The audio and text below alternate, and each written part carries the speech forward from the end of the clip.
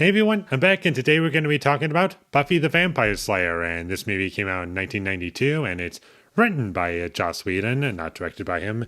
And it's directed by, and I'll probably mispronounce this, Fran Rubel Kazooie. I always try.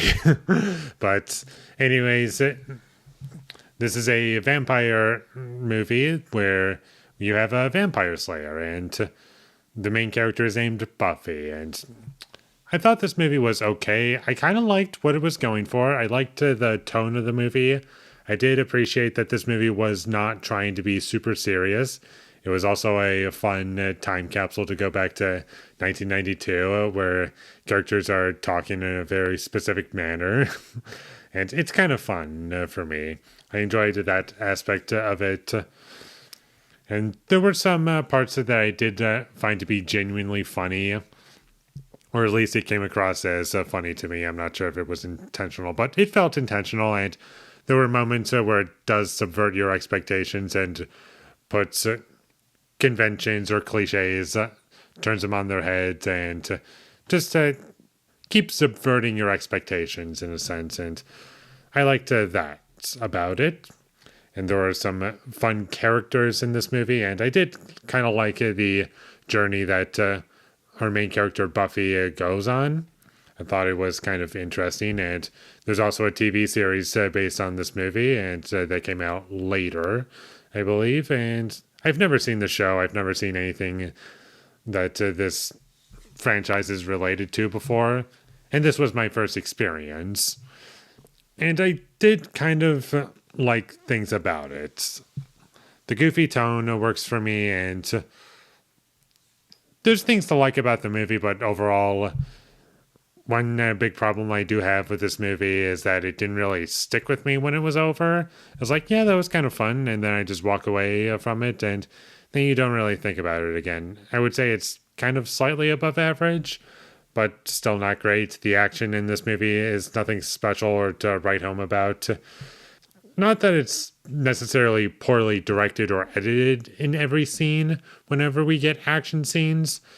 It's more or less that there's just nothing impressive going on, and I do feel as though there's too many close shots in this movie to where I just feel a little claustrophobic, and I just want to see the location. I want to see what room characters are in, and you don't really get that all that much. I also did wish that the movie had more subtlety to it, and everything wasn't just so on the nose and just trying to spell everything out for you. And also the first 15 minutes were kind of rough to sit through because there were no likable characters at all.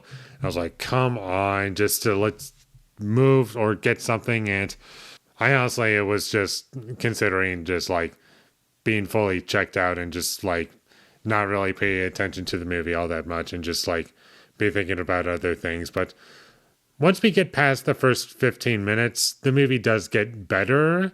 And it is one of those movies that in a way gets progressively better as it goes along, simply because I started to like Buffy as a character and wanted to see where we would go. And it wasn't anything incredible, but it was certainly better than the first 15 minutes. I'll say that much about it. I also wasn't really a big fan of the romance in this movie, mostly because I just didn't really buy the chemistry between those two characters.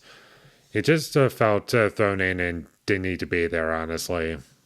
Like, if they were just friends, I'd feel as though the movie would be no different. And when the movie was over, despite it not really sticking with me, I can say that I can see why people would like this universe as a concept. There are some fun things to be had, and also vampires were just like really popular around this time, and that's probably also a big reason why it was like something that was continued after the fact that this movie came out. We got a TV series that was like 7 seasons long or something. So I understand it from that perspective. The movie was all right. I didn't hate it. I didn't regret watching it. Will I see it again? Probably not. Will I watch the TV series one day? Possibly. I'll check it out to see how it is at some point, maybe. So if all this sounds interesting to you, then I guess I would recommend it. But if not, then just skip it. You're not missing a whole lot. So with all that being said, I'm going to give Buffy the Vampire Slayer a 5 out of 10. Thank you for watching my videos. As always, if you enjoyed this review, be sure to leave a like and comment down below you thought of Buffy the Vampire Slayer, and my social media links. They will all be in the description, so follow me there. And last but not least, subscribe to be a part of Foley Nation, and I'll see you when I get my next review up, and that is going to be for Lilo and Stitch. So look forward to that, but until I get that up, thank you for watching and have a great day.